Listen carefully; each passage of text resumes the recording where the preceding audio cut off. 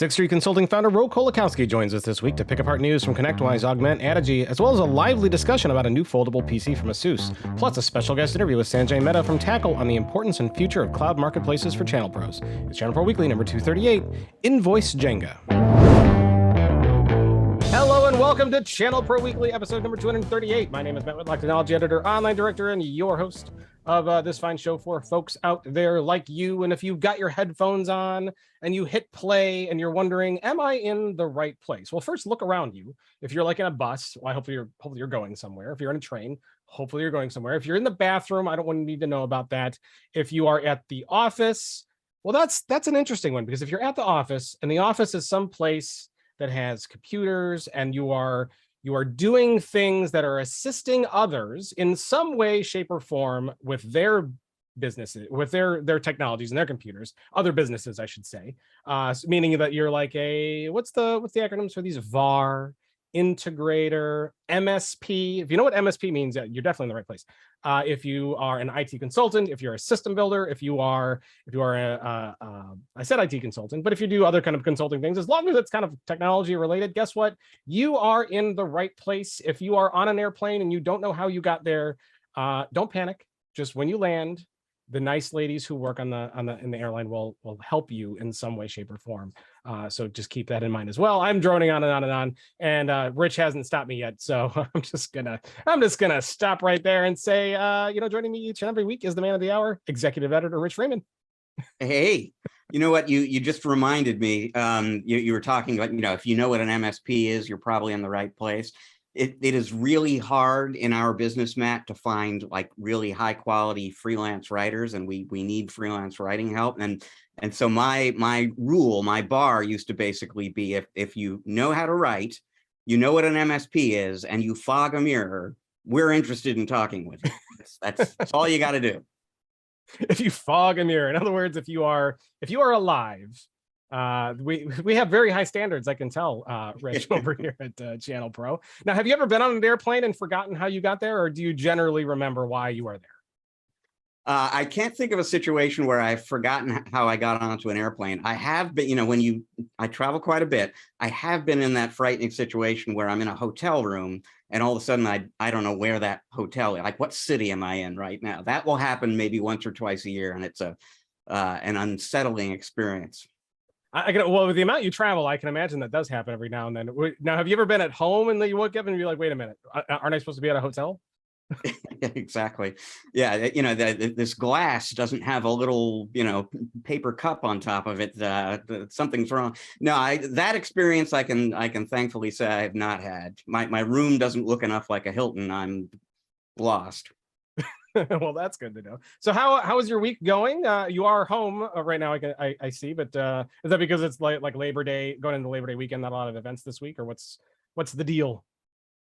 Yeah, well, it's definitely a slower week event wise. So yeah, there wasn't really like a candidate for travel. So yeah, I was on the road last week. I'm kind of recuperating this week. On next week, and we can talk about this in a moment, we're both going to be traveling again, and in the DC area, which is where Datto is doing their event week after next. So I'm just going to be in DC for like 8 days, but it's nice to be home this week.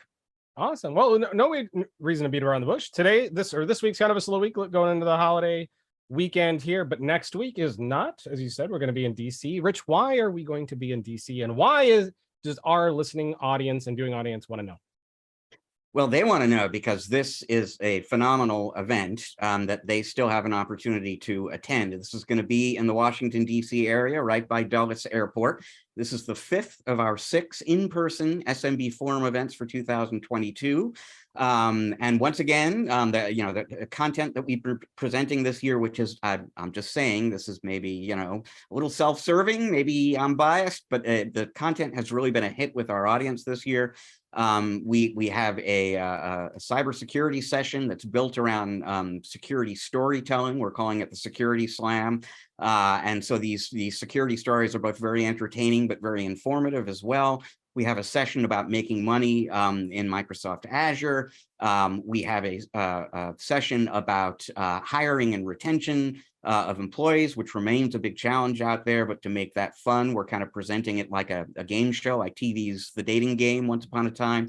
We have another TV-inspired session about navigating the whole M&A landscape out there right now. It's kind of modeled after the Survivor show. So really top of mind subjects for pretty much anyone who's listening or watching to the show. And like I said, we're going to be right outside of Dulles Airport next week. That is the main day is September 8th, Thursday, September 8th. The pre-day is September 7th, and we've got some interesting things going on there as well, including an opportunity to sit in on a sort of an ad hoc peer group that Steve Alexander from MSP Ignite is hosting. So Steve is one of the top consultants, managed services consultants in the industry. He has peer groups. Some of his members are going to be meeting with him in the DC area, but he's also opening that up to others who are sort of curious about a peer group, don't maybe belong to one now or don't like the one that they're in. And so that's a pre-day activity. Anyone can sign up and just spend a few hours in a peer group and kind of get a feel for the value of that. Yeah, it's going to be an awesome show. That's for sure. It's been great every time we've done it so far, and we have packed a whole lot of value into it. And I will also say it is not too late to register. We do still have room left. Go to channelproforum.com/DC. That'll take you right to the registration page. If you're watching on YouTube, hit the like button, hit the subscribe button, hit the bell, hit the thumbs up, leave a comment, do all that cool stuff that you like to do there. But scan that QR code, and that will take you right to the registration page as well. Use promo code CPVIP. And that will bypass all the fees and stuff for you to register. There's no excuse not to do it. And I will say we've also put a lot of work in the last few shows to put together like this kind of gift bag. It is worth a ton. We've worked with partners. We've worked with a bunch in the industry to kind of add a ton of value to this. It's worth a lot, and you get it absolutely for free if you attend. So make sure that you do that. Go and register right away. Go right now. We'll wait. You don't have to wait for us. You can just hit pause. Hit pause. Go register. Plan to be there if you're anywhere in the DC, greater DC area, and lots of trains go to DC on the Northeast. So no excuse. Go there, and you'll be able to also meet Rich and I in person, which is going to be a lot of fun. And we'll do all that. It's good. Go. I'm telling you right now. Go. Important stuff. With that, someone who's been to, I think, a couple of our shows in the past might even have a little something to say about it, because Rich, we're not alone, believe it or not, and he's been waiting so patiently, and I appreciate him waiting patiently while we get through a lot of that stuff. But I'm excited to have him back, because it's been a while since he's been on. But what an amazing guest host that we got today. He has more than 25 years of finance and technology experience and is the founder of 6th Street Consulting, which is a management consulting firm focused on providing strategy and technology consulting services. Today, it's one of Microsoft's top partners in the country. No joke, offering SharePoint, Teams, and Office 365 services. Please welcome the one, the only, the great Ro Kolakowski. Welcome, Ro. Great. Thank you for having me on. And I wish my family would introduce me in the same way, because it sounds pretty cool. Well, it's nothing I said is untrue. It's all stuff. And you are great. And I was kind of watching a little bit of the last episode that we had you on, and we covered a lot of stuff. And at the time we were talking about this big Microsoft kind of partner award that you were given. So like it's no joke. You're definitely one of the top ones in the country, and you are here with us, and I appreciate that. So for folks who might have missed a little bit of that episode, why don't you tell us a little bit more about you and a little bit more about 6th Street Consulting? Sure. Like you said, Ro Kolakowski, 6th Street Consulting. We're based in Redondo Beach, California. We've been in business for this year. In October will be our 20th year of being in business, and I remember that because that coincides with my wedding anniversary as well. I got married, moved, and started the company all in the same week. So it's a very meaningful week. It's going to hit the 20-year milestone. So it's going to be very exciting. But yeah, focus SharePoint, Teams, very heavily focused in the area with a lot of compliant heavy industries, and so we've had a really good time working in this space.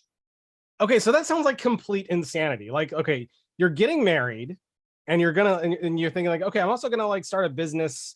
I think let me look at the calendar. Let's see. No, not this week. There's a good movie playing out. We're going to that concert there. Oh, you know what? This whole wedding week. Why don't we just do it then? Yeah, exactly. Yeah. It's a longer story, too long for this session, but long story short is I was living in Las Vegas and met this nice lady, and she lives in Arkansas. My family's from Los Angeles, and we just decided that when we were going to get married, we kind of want to be close to family. Had no plans of moving to Arkansas anytime soon, so we decided to move to Los Angeles area and started the business the same week. Wow, that had to be a very, very hectic and stressful week. Oh man, it was terrible. And so that's one of the, if you categorize some, like, milestones of great things in your life and terrible things in your life, that week after the wedding was terrible. Just because there's no honeymoon. It was, back to the place, packing and driving and unpacking and starting a whole new life with no income, which was great. So that was an interesting time. Wow, that is incredible. Absolutely incredible. What a feat to do. Now, you said 20 years anniversaries coming up. What are you doing for your anniversary? Not personal wise, not the business anniversary. What are you taking the wifey? Well, it's interesting because we do like to travel, but we also like to spend a lot of time at home, and especially with the pandemic. We've always taken the opportunity to, instead of spending so much money on travel, is to just improve something around the house. And so this year, for her wedding anniversary gift, she wanted a pool. So we put a pool in the backyard, and that was a long and dirty process. And so we're just kind of wrapping it up. So I think what we'll do is we'll just go for a swim on our wedding anniversary. Hey, that is a big project. Did you go above ground or below? No, ground? below ground, custom. We've got this huge tree in the backyard, which we wanted to save. So the pool is right next to this tree. And it's funny because the pool guy, who is now responsible for cleaning it, we went through all kinds of things with the city and to get this pool put in the way it is so we could preserve the tree. And when the pool guy started cleaning it, obviously there's a lot of leaves in the tree every week. And he's like, "This is terrible. There's so many leaves in the tree. Like, you should cut down this tree." And it's like, you have no idea what we did to try to save this thing. Now he's complaining about it. Hey, don't complain, pool boy. That's what you get paid for, Yeah, exactly. right? Clean those leaves. You also mentioned that you've got a couple older kids who are entering in a new phase of life, and you've done a little bit of alternative kind of travel this week. Tell us about that. Yeah, so I've got two daughters, 16 and 17. And so my 17-year-old daughter is a senior in high school now. So between junior and senior year, you do all the college tours. And so it was funny because it kind of morphed over time. Initially, she had a couple of criteria. It needed to be close to surfing. It needed to be close to an airport so she could learn to fly. And it needed to be someplace sunny. So looking at all the colleges, we kind of took a look at UC Santa Barbara was kind of a college. We took a look at Embry-Riddle in Florida. And in the meantime, she spent a lot of time doing things. She's part of Civil Air Patrol. So she got opportunities to go to US Air Force Academy over the summer and then learn to fly some gliders at a different camp. So it was very aviation focused this summer. So it was kind of really neat to see where the aviation industry is coming. A lot of really neat technology and stuff. Very cool. I imagine your 16-year-old is also nipping at the heels and the similar thing. Is she also aviation focused, or does she have a No, absolutely not. I tried to get them started at the same time on aviation. They both went to multiple years at space camp and tried to get them both involved in STEM. It's interesting, each kid is different. So the 16-year-old now is much more interested in medicine. So I think next year, she's already lining up the colleges she wants to go visit next year. So next year, that will be my summer travel, is visiting the different colleges, but much more medically focused. Wow, very neat. About how many schools on average did you visit this year? This yeah, well, the list started at like 9, and then we kind of narrowed it down to 4 that she was really interested in. So that's kind of where we spent the time. So, very cool. And how long did it take? How long did it take to visit 4 schools? Like, was it all day at each one, or was it a weekend? Like, yeah, it's kind of neat. You can actually set up all these schools offer these visits. You can book it ahead of time, and she was also interested in doing ROTC as well. So you can go to these schools to see which one offers the trip. You book it ahead of time, and sometimes it's really easy to get to. For example, we went to Santa Barbara, which is kind of a 2-hour drive up the coast for us. And then we went to Daytona Beach, Florida, which is across the country. So you end up spending a day traveling, and you spend maybe 4 or 5 hours on campus and you get the tour. And then you have the rest of the day left over, and then maybe you spend an extra day and then you fly home. That's kind of what we did. Very But cool. it's Sounds like yeah, it's interesting as you go to each of these cities, like your own home city, right? And so you're a local in your own city, so you know where to go, and you may not go to where all the tourists go. So, for example, when we went to Daytona Beach, we land and we went to the normal Daytona Beach tourist location, and people. And then the next day we went to the college tour, and then we were talking to locals who lived there and say, "Hey, where would you go? This is where we went." They're like, "Oh my God, we would never go there." It's just like, you got to go this other place and this other place. And then our experience was a lot different, because initially she had written it off because it was kind of like, hey, I'm not sure I want to live here.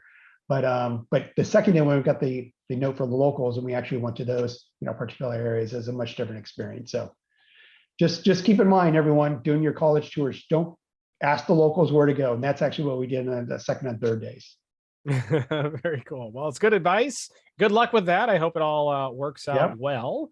And I can ask you about, I have so the part of my interest, folks, for those who wonder why I keep asking about this, because I have 2 kids. My daughter's kind of getting into that stage. She's starting high school, so like we're starting to think about that kind of stuff. Like I know we got a few years, so I'm just really curious on how all that stuff works. So pardon me while I ask those questions and learn a little bit about that. I know Rich is chomping to get at the news. And news we've got. What do we got today, Rich? We've got a story from ConnectWise we're going to talk about. We're going to be talking about Augmentt. We're going to be talking about what is that? Addigy is going to be in the news. We're going to talk about a new notebook from ASUS, and we're going to be talking about the state of the channel survey. Ooh, well, that'll be an interesting one when we get to that. That and lots more. Oh, we also got an awesome interview coming up with Sanjay Mehta, the cloud chief cloud officer, not cloud chief officer. I almost had that backwards. At Tackle, we're going to be talking about cloud marketplaces and some of the ways that that those are growing and affecting the channel as well. So lots of really interesting stuff coming up. Rich, why don't we dive in and talk about ConnectWise? They've bought something. We have a story like this every week. Like somebody buys somebody. Who? So ConnectWise bought somebody. Who did they buy? Why did they buy it? How much did they pay? And do I get a cut of it? That's what I want to know. Let's see. Let me do that in reverse order. You're not getting a cut. Neither am I. We don't actually know how much they paid. And the company so it was interesting actually, because ordinarily when news like this breaks, it breaks in the morning. They're looking to talk about it during the day. In this case, I didn't find out about this deal until, and I'm on the West Coast. So for folks who are on the East Coast, and cover the industry, they didn't even see this until today. I heard about it at like 7 o'clock Pacific time last night, because the ConnectWise folks are in Australia this week, doing the Australian version of their IT Nation Connect event. And the company they have purchased is an Australian company. It's called WiseSync. They are a longtime ConnectWise partner. Their software has been available on the ConnectWise marketplace for a long time. They do 2 things, and one of these I think is more strategically important than the other for ConnectWise. The first thing they do, and this is sort of where they started out, is they do accounting integration between PSA software and accounting platforms. So on the PSA side, they support ConnectWise Manage, but also Datto's Autotask PSA. On the accounting side, they integrate with QuickBooks Online, as well as Xero, XERO, that accounting package. And basically, if you are creating, updating, processing invoices on the PSA side, you want to sync that with your accounting records as well, and in both directions. And the WiseSync software will do that. It will keep your accounting system and your PSA in sync automatically. It will flag exceptions and anomalies and possible errors so that you can kind of see those before they become a problem and address them. The other thing they do, they have a service called Wise Pay, which is an automated payments processing system. So basically, you're a managed service provider. Your customers are paying you every month for your managed services contract. Here is a way to collect that money from them online via credit cards or ACH, and do it in a very automated way where they're doing most of the work for you. And then particularly because in the case of WiseSync, they also do accounting integration. When that payment data, the payment is made and the data comes in, they're automatically synchronizing that with your PSA and your accounting system.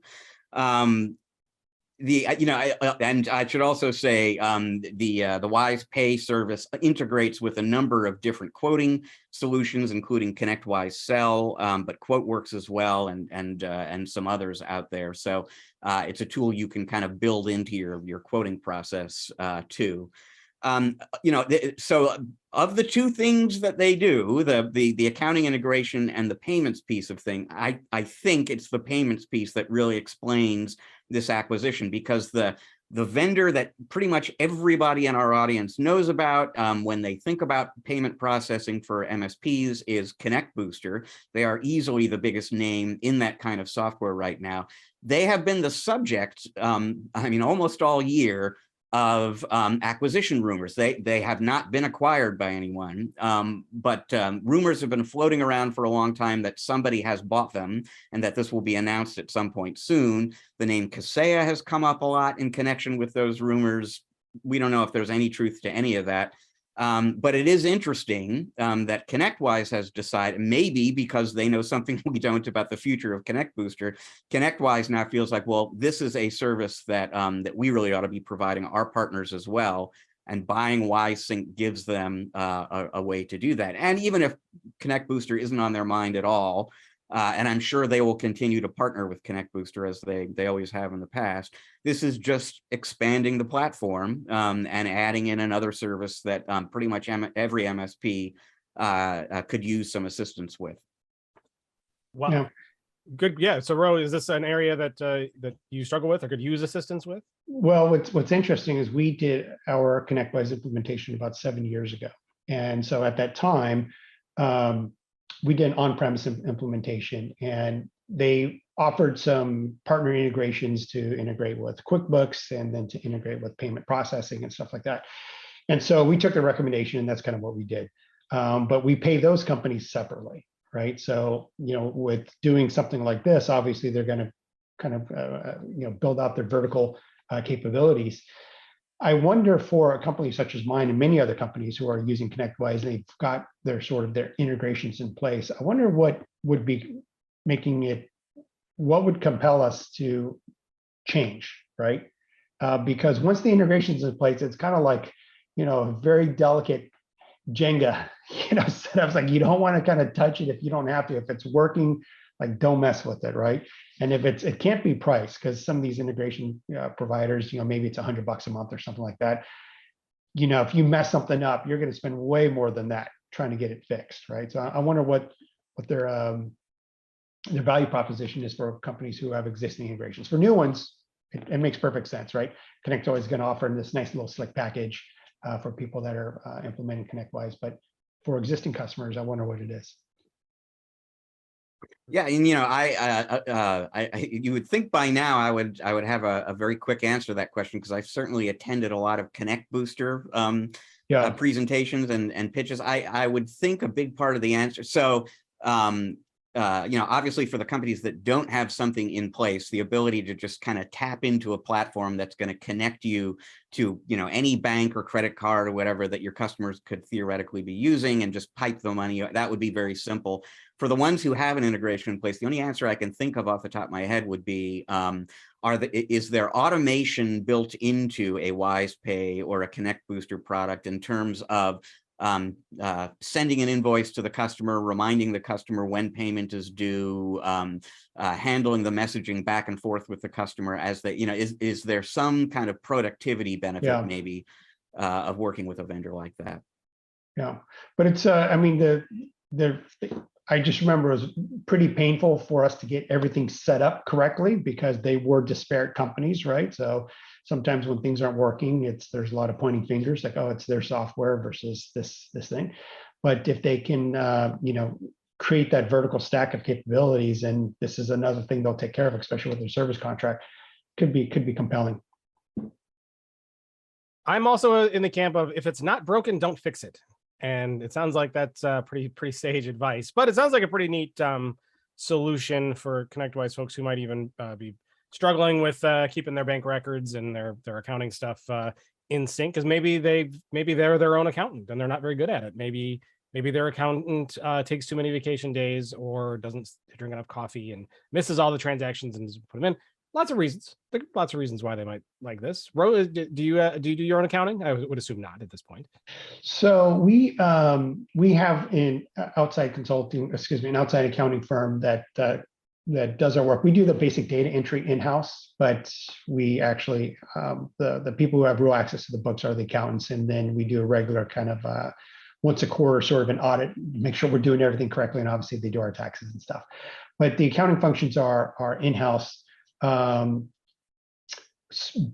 you know, something like this, if it can reduce an error rate, maybe we don't have too many errors with our integration, and typically the errors are easily identified and fixed.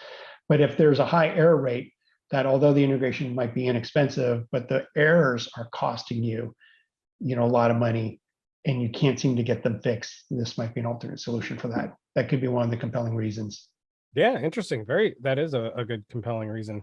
So I guess we'll just have to see how that pans out for them. And it sounds like it might be good for ConnectWise folks. Rich, you mentioned that Connect Booster might be up for sale, might already be sold. I mean, it's just a matter of time, right? I mean, all of these companies are going to be bought and sold eventually. And I still think down at the end of the road, somewhere in the next 20 to 30 years, there's just going to be one super mega company called Acme Corporation that does it all. What do you think? You know, the interesting thing about that, because it reminds me of something that Jay McBain, Canalys analyst Jay McBain, you know, a few years back, he said there are 100,000 vendors selling technology, like software or hardware in the industry. And he said it's on its way. I can't remember the year. I want to say by 2027, it was going to be 1 million. So like from Jay's perspective, we're more vendors. We're going to see more vendors, not fewer. And you know, the really successful ones that kind of fit into a suite, they'll all get bought up by somebody. But then you'll see other ones come along doing different things and new things. So it probably won't just be Acme MSP at some point down the road. Well, we'll see. I guess you'll just have to keep tuning in to ChannelPro Weekly each and every week. Subscribe wherever it's found on Google, Apple, Stitcher, Acme Podcasts, if that exists by the time you're checking this out. If you're on YouTube, hit the subscribe button, hit the bell to get notifications, leave a comment, hit the thumbs up, hit all the buttons, not the thumbs down, though. We don't like that one. Don't hit the thumbs down. I know, nope, away, okay, take your mouse away from that one. Nope. There's the thumbs up. That's the one you want to hit, and the subscribe. I'll leave a comment there. But yeah, you'll just have to keep tuning in each and every week to see whether or not I'm right, and there'll be one company in the end, or if Rich is right and Jay McBain. When Jay McBain is usually right, so I'm probably going to lose this one. But who knows? You have to tune in every week to find out. So with that, Rich, we're going to move on to a story from Augmentt. They've added alerting. Alerting is always a good thing, although it can be kind of a nuisance as well. But they've added alerting for Microsoft 365 to what? Well, they have added it to their Augmentt Secure product. So Augmentt is a cloud management vendor. They have 4 systems right now. One that does like discovery and asset inventory in the cloud. Another one that's kind of a cloud management portal. Another one that handles backup. And then Augmentt Secure is their security system. It does auditing, among other things. And now it can actually do alerting as well. What's significant about this, now some folks might remember a month and a half or so, maybe 2 months ago, we were talking on the podcast about a free tool that Augmentt had introduced that collects security related alerts via email from Microsoft and pulls those together into an inbox, and then it can act on those alerts based on rules that you define. For this kind of an alert, you know, send it to a technician. For that kind, just leave it there and I'll get to it eventually. That was an email-based system. What the new real-time alerting functionality that they rolled out this week is based on a real-time back-end API connection to Microsoft's security infrastructure. So with the email-based system, you were getting updates roughly 4 times an hour, roughly every 15 minutes. Now it's you know, near real time, within a minute basically, of Microsoft reporting on a security issue involving one of your customers, or just generically, you're going to hear about it and you're going to get that information inside the Augmentt Secure interface as opposed to in an external email box. Also, I should say, when you're connected to Microsoft that way through the API, you get a lot more information than they distribute through the email. So you're getting faster alerts, and you're getting more informative alerts. Again, you can, just like with the email-based system, you can kind of create customized rules based on the type of alert, the severity of the alert. You can decide, okay, in this particular situation, send it to this particular technician. In this other situation here, send it straight to my PSA and turn that into a ticket. You can do all sorts of things like that. Now, at this point, when Augmentt tells you about a security issue, they will recommend remediation measures, but you're going to have to take the remediation measures, implement those yourself. What they are working towards now, and by early next year, they say, you will be able to, at least in some cases, define automated responses in advance. And so if the system detects a particular kind of alert, you can tell it what I want you to do. I want you to suspend this user's account. I want you to change this user's password, whatever it is. And that can also be heavily customized. One last note that's kind of interesting, because one of the things Augmentt has actually popped up in the news a lot this year. And one of the things they popped up in was an alliance that they had signed with a cyber insurance provider named SeedPod Cyber.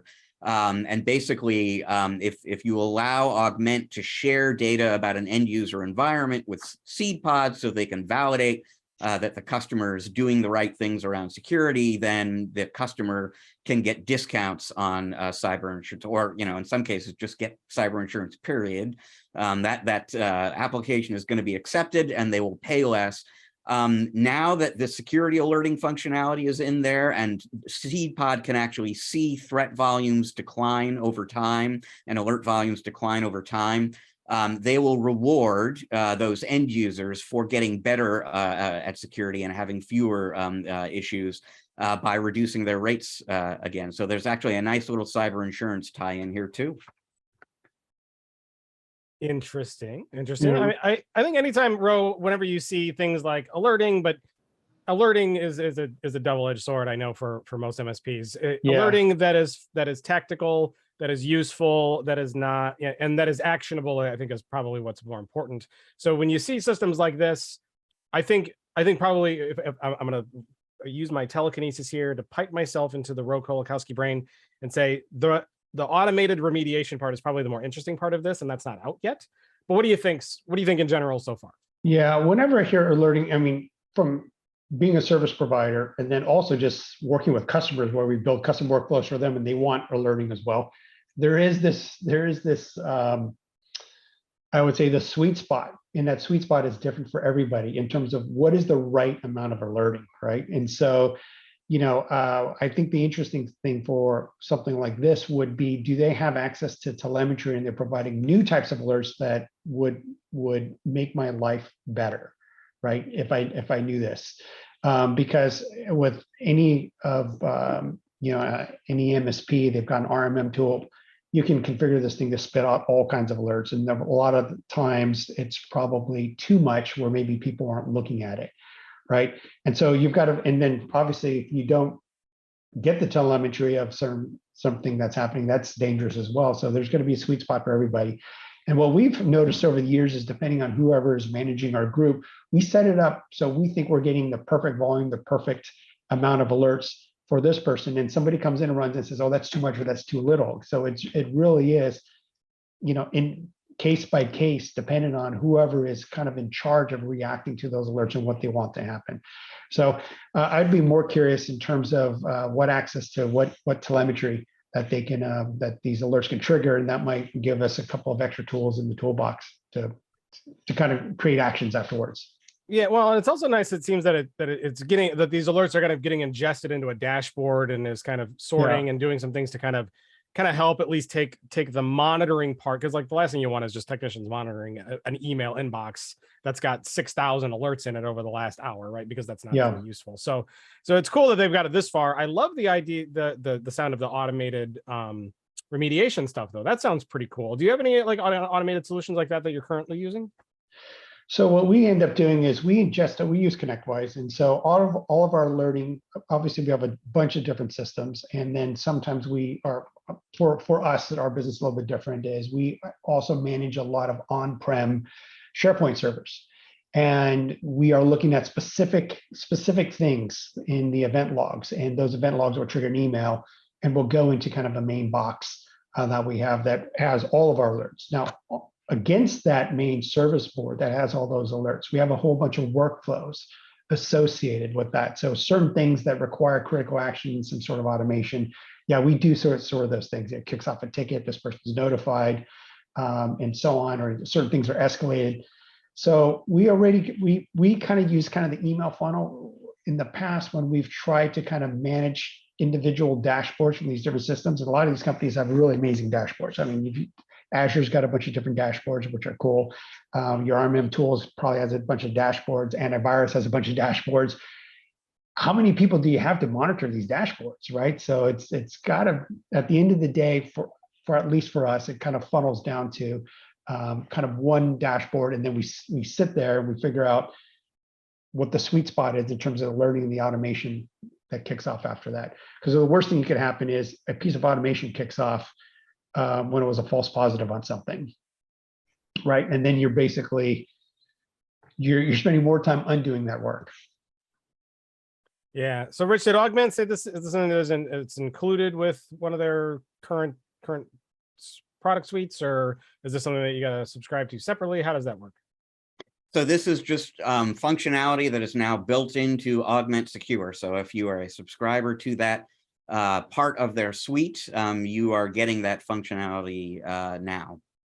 Cool. Well, if you're an Augmentt partner and you're starting to play around with this on Augmentt Secure and you think it's cool, let us know what you think. Go to youtube.com, put a comment in there. Let us know what you think. If you're not watching on YouTube, you're watching on your phone, send us an email anytime, podcast@channelpronetwork.com. Let us know your thoughts and we will share them here in the show. Good. So it sounds like a good little tool, and we'll have people check that out.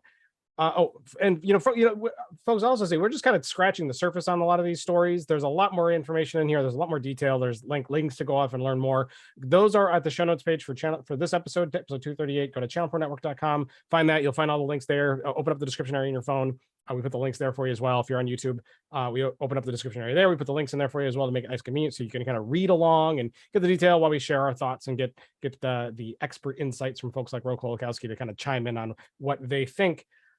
Rich, our next story, Addigy is in the news. They've there's more automation stuff about policy. It's Apple. It's Apple related. I don't care. No, go ahead. Tell us what this is about. Yeah, well, I mean, Addigy, they are an RMM vendor essentially. They make device management software, and it's 100% Apple. And that includes iOS and tvOS and iPads and so on. But really, the core of the product, their bread and butter, is Macs, desktop and laptops.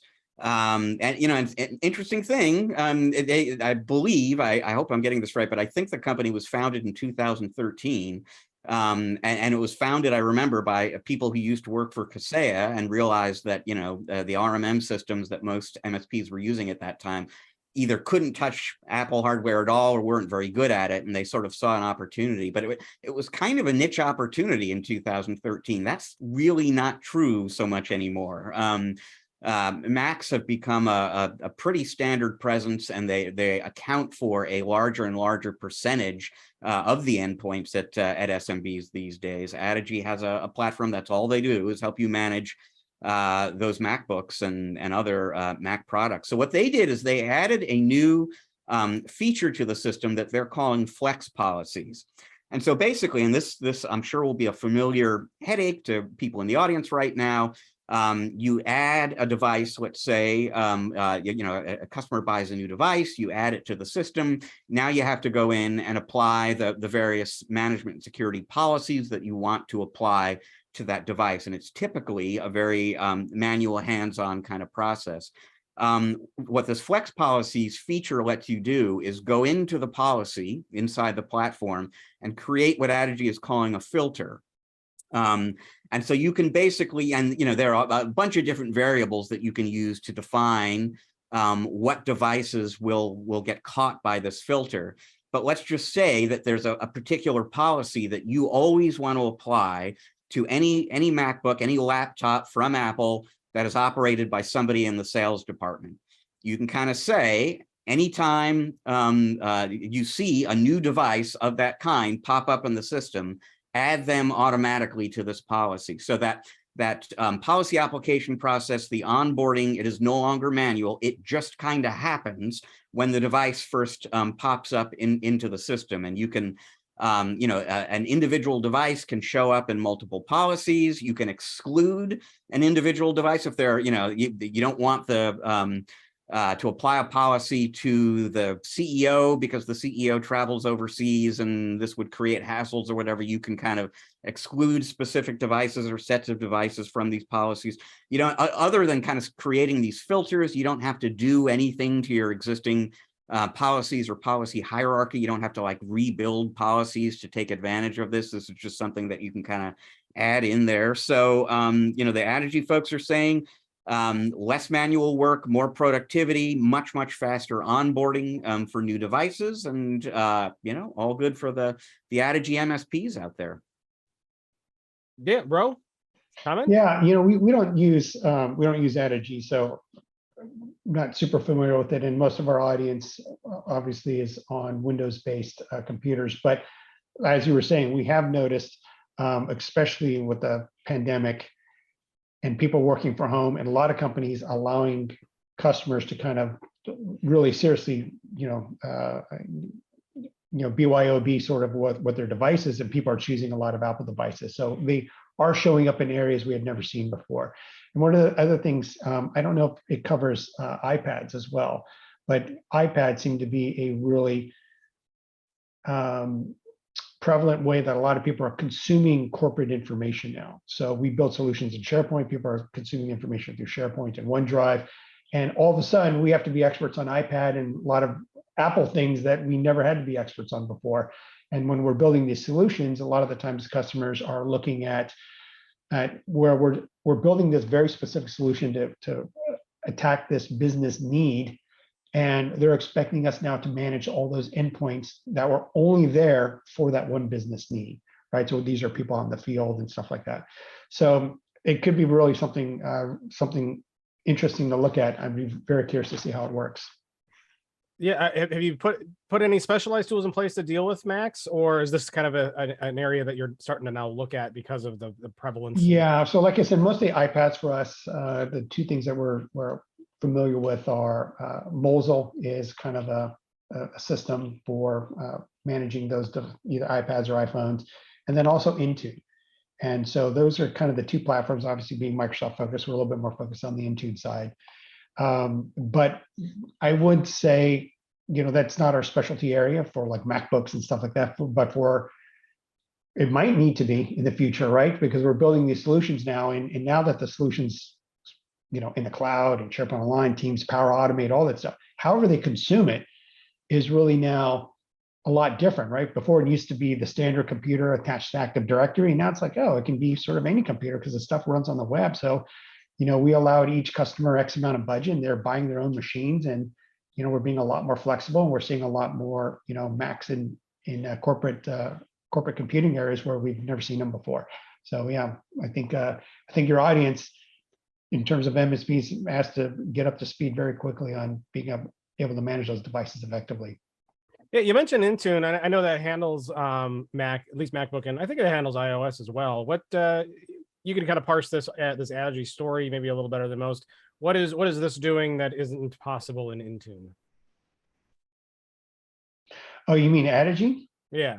Yeah, I don't know. I know just because, like I said, I'm not super familiar with Addigy, but it sounds, one of the things that caught my ear with what Rich was saying in terms of the automatic detection and, I would say sort of enrollment into whatever the management platform is. Because right now we're doing everything manually. Like here's this device.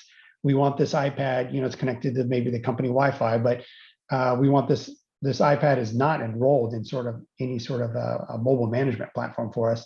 And so we have to actually manually kind of identify the device, enroll it, reset the device. It comes up and it looks like, kind of a new device. So that would be interesting to see kind of how the automation works, because one of the issues that we've had is when we've rolled out solutions for companies, sometimes, And they say, okay, now we want you to manage these devices. We've got this far-flung staff all over the place. And oh, by the way, sometimes they use their iPads and sometimes they don't, meaning like they might use it for this particular thing, but they might stick it in a drawer for 4 months. And then they pull it out and they just continue to be up to date. They continue to expect to be up to date on all the latest companies' offerings.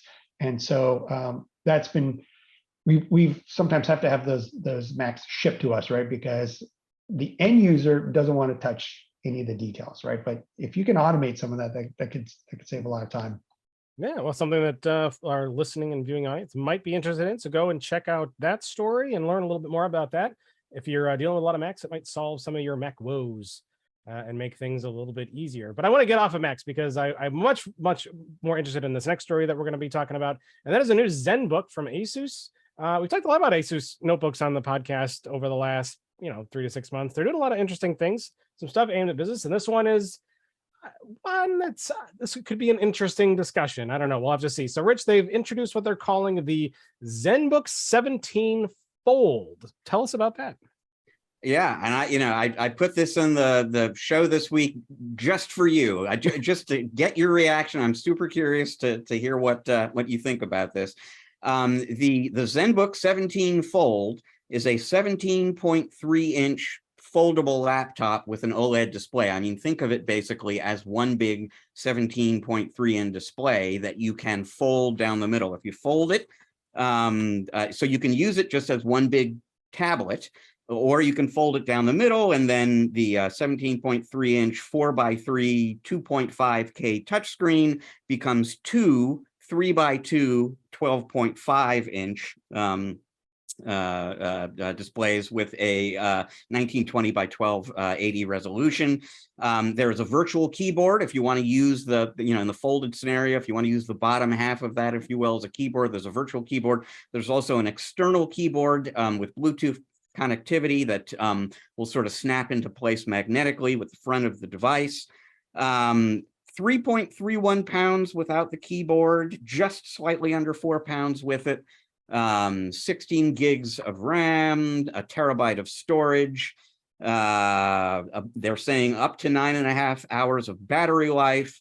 A 5-megapixel camera built in, Harman Kardon certified Dolby Atmos sound, Windows 11 Pro, 12th gen core processors, etc. So a very versatile form factor, and folks might be aware, might remember, I believe it was last year, Lenovo came out with what I believe at the time was the first foldable PC concept like this.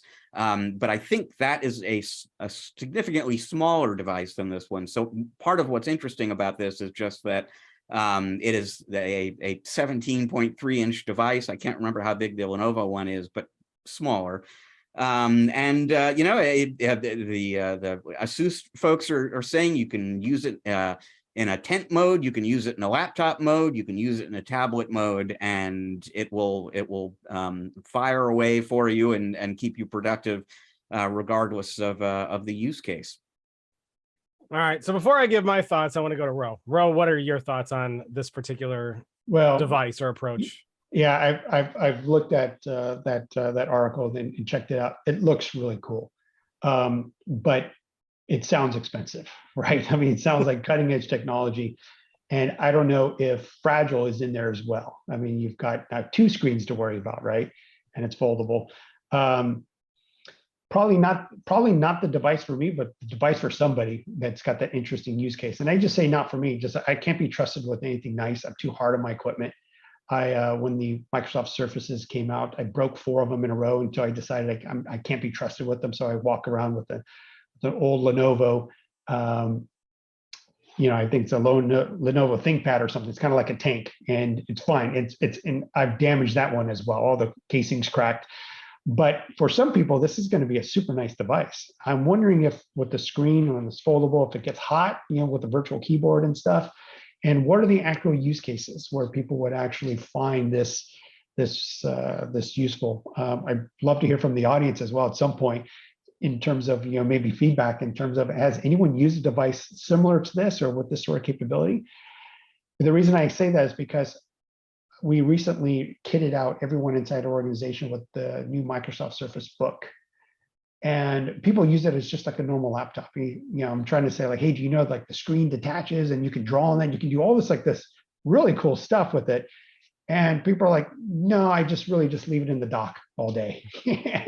And I don't use any of those features. And then I undock it and I take it home and I work on it, but I don't detach the tablet screen. I don't draw on it.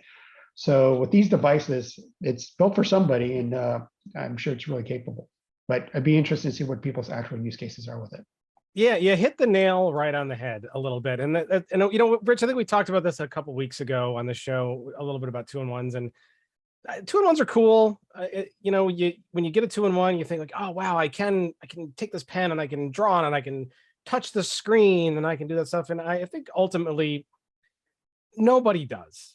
Okay, so there's that one guy who's over there on the side, or that one lady who's saying, but I love the touch thing. I do it all the time. It's like, great, you are not the majority here. 95% of the people who have a touch-based 2-in-1 probably never touch the screen or use the pen. As far as the foldables are concerned, there's two advantages here. One, Ro, you hit it right on the head. This thing is ridiculously expensive. I don't think anyone's going to enjoy the typing experience on a virtual screen. Now that doesn't going to say there are some types of work that aren't heavily keyboard intensive, particularly for like artist kind of stuff where you may be using a pen or doing a little bit more artsy kind of stuff where you're kind of doing that might work well in that case. But I think for business users, this is a really hard sell. For the most part, people want to open up their notebook. People want to open up their notebook and go and be productive. Ultimately, that's what people want. And I'm not sure that with this style device that you can open it up and be productive. Right now they are addressing that with a Bluetooth keyboard attached, because I think by that omission right there, they're admitting that the typing experience on this thing is not good. So here's a Bluetooth keyboard where you can have a better typing experience. And then what do you have? Then you have a giant 17-inch 4x3 monitor on the go. And that's big. Like, I mean, Ro, you remember, I mean, like, I know you can think 17-inch notebook, but when you're widescreen, that's a little bit different. This is a 4x3 17-inch screen. Can you imagine? I just think you're going to look kind of silly, honestly, like sitting in a coffee shop with this giant monitor in front of you. And then what do you do? Well, then you can fold it and make it smaller, but then you're kind of defeating a lot of the purpose. So I don't know. I want to be on the foldable OLED train, and it's cool that you can do it. I like devices like the Samsung Galaxy Fold, where you can open it up and then you've got like a bigger screen and maybe watch a movie on a plane or whatever. But from a productivity standpoint, I'm not sold that it's buying you anything. I'm not sold that it's adding a lot of value, other than for maybe very, very specific use cases for certain types of work or certain types of people that might really, really want that like they want to go to work and sit on a hot desk and not have to have a separate monitor there, and they can just plop their 17-inch 4x3 screen in front of them on this thing and then use their keyboard. Sure, I could see that. But is the fold thing really adding a lot of value? Especially for now, if this wasn't a $3,500, if this wasn't adding a lot to the price, I think you might be able to argue that it's not yet. But it's also a diminishing battery life as well, right? We're only talking 9 hours on a 12th gen Core i7. I mean, so that running that big screen takes a lot of battery, and I don't know if that's worth the trade-off. What do you think? Well, one of the things that could be an interesting use case is I love to consume like digital magazines, obviously books in PDF format and stuff. And the reading device that I use right now is probably like an iPad, because it's light, it's small, it's portable, fits my thing, but it's never going to replicate kind of a nice large format magazine or newspaper, right? There's something about opening up a newspaper and being able to scan everything that large format. And so maybe this can solve some of that in terms of like, hey, I've got this like pretty large screen now with a lot of pixels, so the text is really clear, and I'm not carrying around a big 17-inch monitor. It's half the size because it's folded. I can carry in my bag, but I pop it open and now I'm reading it kind of like a large format magazine or newspaper. That's That's a pretty large format, though. That's a 12. That's two 12-inch screens on each side, right? I don't know. Yeah, I feel like for that purpose, some devices like the Microsoft Duo are a little bit more suited for that kind of thing, at least on the go. Although you're right, it is certainly big format. But I don't know. I'm not so, you know, in the press pictures, they always show these old folding old LED screens, and it's like perfectly seamless down the screen. But then when you actually see it in person, you know, there's like that crease that's kind of in the middle where the fold is, and like, it's just not all that exciting either. Yeah, you see the fingerprints and the chocolate smears on the screen.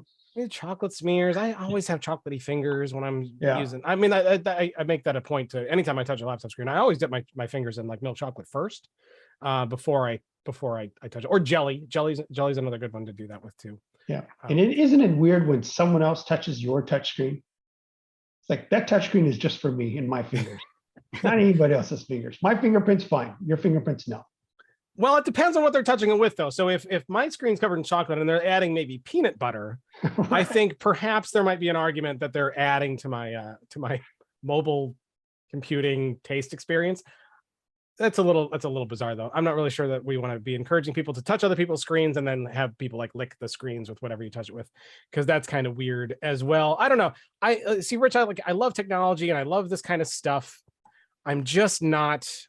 I'm like, I want to be on board. I really do. I like the idea of a giant screen kind of on the go, but then I'm also not on board sometimes with a screen that giant when you're on the go. You know, Rich, what do you think? I didn't get your opinion, Rich. What do you think? So, well, two things. First of all, just one thing that I didn't mention. So you briefly mentioned the $3,500 price tag, which is worth underscoring. This is an expensive device. Also, there is, and I haven't seen a picture of this, so I don't know exactly how it works, but there's apparently a kickstand. So if you're using it in that 17-inch mode, you can kind of prop it up that way. I pretty much agree with everything that you were saying. My one thought, though, is we were talking about Macs before. And initially, at least, you know, where Macs kind of first got their traction, their foothold in business computing was in particular kinds of businesses, you know, like design and architecture and engineering, video production. There were certain kind of use cases where the aesthetics of the device kind of mattered, and display quality. And so people were willing to pay more for that kind of premium experience. They just liked the Mac. And this might be that kind of a thing. There might be some niche population of people for whom this is perfect, and they can afford $3,500, and they're in some sort of visuals heavy kind of industry where having the ability to prop up a 17-inch tablet now and again, and either work on a keyboard or display something, that might actually be a great fit. But for right now, it's a little bit hard to imagine this being either a niche use case product or something that somebody with a lot of disposable income buys just because it looks cool. Yeah, the biggest question I have, though, is hearing you guys talk about the device. Is it ASUS or ASUS? I believe it is pronounced ASUS. From everything that I've heard, that is the actual pronunciation, but most people say ASUS because that is just a little bit easier to say. So, but I don't know if anybody want to chime in on that one. Anybody from ASUS? Yeah, I'm working on an ASUS monitor now. I have to say it carefully. Yeah, well, you know that they have a lot of really cool notebooks. We've talked about a few of them over the course of the last few shows. They do some really interesting designs, some aimed at professionals, but they can have their own stint on things. This one, it's cool. It's cool. It's cool, but I really don't see a use case for everybody yet. I could be wrong. I just, especially at this price point, I'm not seeing this take off or have any traction. I think if you're sitting there and you're looking at this and you're like, that is for me, like, you're going to know that's for you, and you're going to have a very specific reason why it's for you, is because you either want that big screen, or you don't type a lot, you do a lot of art stuff, you like to whatever I'm not saying the use case in my head particularly for the folding part of it, but if it's screaming at you, then absolutely go for it. But I'm not seeing this invading the mass market anytime in the near future. Well, so Rich, Oh yeah, go ahead, Ro. I was going to say the interesting thing from a product strategy is they can make this and utilize this new technology and not lose so much money, right? And get a couple of them sold and just a minimum break even. And so they can iterate to the next generation. And then, features get better, prices get lower. Just take a look at the Microsoft Surface line, right? The first one, it's funny, someone was changing desks and they pulled out an old Surface RT. And you take a look at this thing, they're like, oh my God, it was so cool kind of when it came out. But now you kind of look at it and go like, wow, we've progressed so far beyond this, but I'm glad that they kept on doing it, right? So this might be one of these things where from a product strategy standpoint, as long as they don't bankrupt themselves or get into some big financial trouble trying to roll this thing out, if they can just kind of keep on iterating, it might be really good in a few years. Yeah, it's always good to have a new form factor too. And even if a form factor speaks to a niche audience, as long as there's enough of that niche audience, that's awesome. That's great. I just don't, I think this is going to remain a niche category, at least for the large foreseeable future. Anyway, now it'd be cool if like you could, never mind, I'm not going to say that. I'm going to just leave it at that note. I think that was a good place to stop that one. Rich, we've got a little bit more to cover, and I want to make sure we have enough time in part 3 to have a little bit of fun. So tell us a little bit about, we have a survey open, the 2023 State of the Channel Survey. We are soliciting the insights of those in the channel. Tell us about that. Yeah, a few months back on the show, I'm sure we dived into the results of this year's State of the Channel Survey. There are plenty of surveys out there, but really the only channel-focused, SMB channel-focused survey out there, and the deepest by far is ours. It's based 100% on input from channel pros, from our readers. And we have just this week fielded the 2023 State of the Channel Survey. If you go to channelpronetwork.com, you'll see a link that you can click to get in there and provide your information. And so I just wanted to kind of quickly call that out, that this opportunity is now available for you there. This is how we learn about, what business conditions are looking like for you today, where you foresee them going next year, what you're selling, what kind of margins you're making on those things.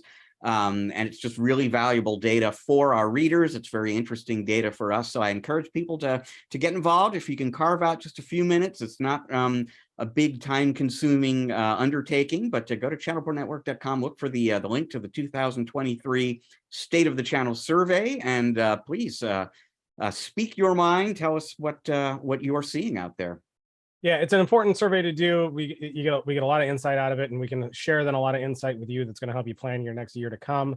We'll put a link to that survey in the description area. If you're on your phone, open it up there. If you're on YouTube, open the description area, put a link right to it. Go and fill it out. Really important. I'll also point out if we have an Amazon gift card drawing to kind of incentivize a little bit. So I think we're giving away $500 Amazon gift cards. So if you go and you fill it out, you'll be entered in the drawing to get one of those. So go and do that. Now, if you're listening to this a year after the fact, the drawing is over. I'm just going to tell you that right now. But if you're listening in this relatively recent time period here, then you can maybe win one of those. So I'm sure, Ro, I'll get your thought. I'm sure you check out a lot of our State of the Channel report that we put out every year. Pretty valuable, right? Yeah, I think it's always interesting because everyone gets very busy, heads down, right? Grinding away, working on stuff. And one of the most valuable things that I like is seeing what is going on in the marketplace. And one of the best things to do as well is to attend some of your events, because that actually gives a really good update, and you get to talk to a lot of other different partners as well. And you start seeing things or learning about things that you don't see every day when you're working heads down. And this is why Ro Kolakowski is a very smart man. Listen to him. Listen to everything he says. Fill out the State of the Channel survey and go to our events, both in person and online. You will get a lot out of him. I didn't even pay him to say that, believe it or not. So that is awesome stuff. With that, we are going to take a short break. I'm really excited. We got an awesome interview coming up with Sanjay Mehta. He's the Chief Cloud Officer at Tackle. We're talking about the importance of and the future of cloud marketplaces for channel pros. And I think you're going to get a lot out of this. It's very, very interesting. Ro Kolakowski will be with us with that. So stick around. We'll be right back.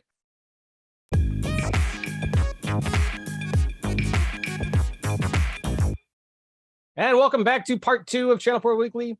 What if you could sell your customers a complete solution, hardware, services, software, accessories, all with one monthly invoice and at a recurring rate? Well, the everything as a service model is becoming increasingly popular thanks to the rise of ready-made online marketplaces. But it may be more crucial to your future success than you think. Well, here to discuss is Sanjay Mehta, Chief Cloud Officer at Tackle. Welcome, Sanjay. Thanks for having me. Really excited to be here with ChannelPro. I'm excited to have you on. This is a really cool topic that I can't wait to dive into. But first, before we kind of get too into the weeds with that, tell us a little bit more about you and a little bit more about Tackle. Yeah, absolutely. So Tackle is a company that's helping software sellers embrace digital sales. We fundamentally think that the way people have bought and sold software has changed. Over the last 30 years, the old antiquated systems have become broken. There's been a rise in cloud. There's been a rise in cloud go-to-market motion. And as you mentioned, there's some really compelling opportunities in marketplaces.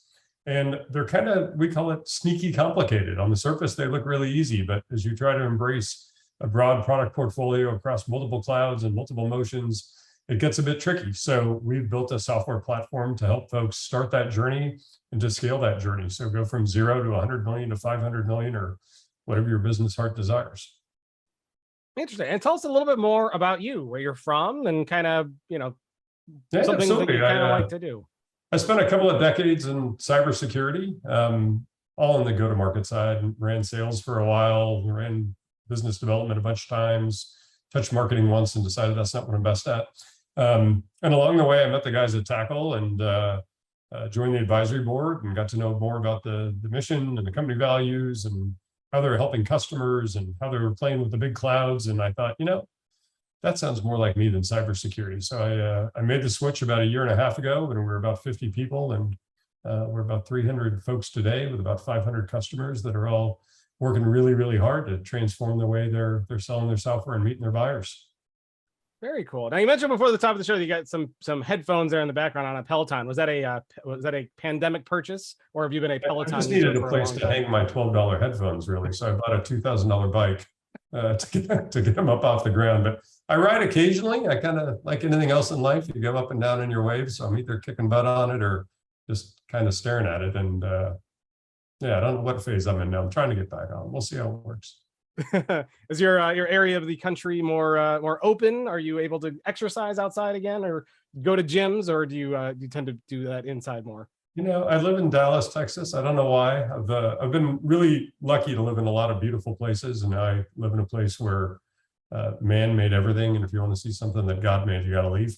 No, I don't. The trucks are pretty big here. The roads are pretty small, so my road biking days ended when I left San Diego. So more of a Peloton guy. Built a gym upstairs, but that's about it. I'd rather be outside. So I'm kind of on a nomadic journey to get out of where I live.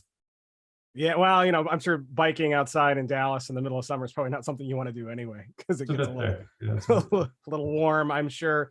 When we kind of got started, you originally said that one of the things that you're trying to do is fundamentally change the way digital sales work, because the way everyone's doing it is wrong, and that's a pretty bold statement. Kick us off with the discussion of, well, how it's done, how it's been done, and how it's wrong. Yeah, absolutely. So, the great thing about what's happening in tech and happening in cloud that buyers are really embracing is they can start to experiment with solutions and experiment with them in their own environment in really valuable, robust, and cost-effective ways. So the days of identifying your vendor, calling a sales team, the sales team showing up with an 8-legged sales call of a salesperson, an SE, an architect, a VP, right, all trying to convince you they have the solution to the problem that they may not actually fully understand. That's gone, right? Now buyers can do that research, whether they do it on a vendor's website or they use a partner like ours, G2, that has a bunch of buyer ratings of solutions, or they read a Gartner report or a Forrester report, however they get their info. They can get really far down the path of evaluating solutions before they ever talk to a vendor.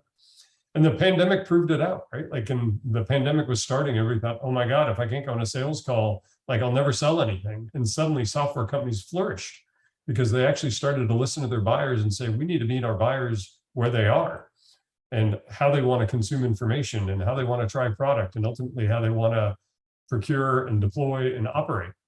And the marketplaces happen to be hitting at a really awesome time where somebody could go out and whether it's a consumption price or a product-led growth strategy or a free trial or whatever the buzzword of the day is, they can experiment really, really effectively and get really far down the path. So we're helping sellers realize that and how to meet those buyers. And the other interesting that happened is budgets consolidated. So instead of having a security budget here and a networking budget there and an observability budget over there, suddenly all that's combined into these massive cloud committed spend agreements with AWS and Microsoft and Google Cloud.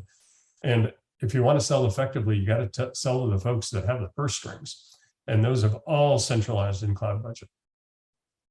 So Sanjay, I want to quantify some of what you were just talking about there a little bit. And these are statistics from Tackle's 2021 Cloud Marketplaces survey, which is a great source of information, by the way. I'll link to it from the show notes. Awesome. But you said in 2021, 61% of buyers, and we're talking technology buyers here, basically, 61% said they had purchased software through a cloud marketplace in the last year. That was up 39% from 2020.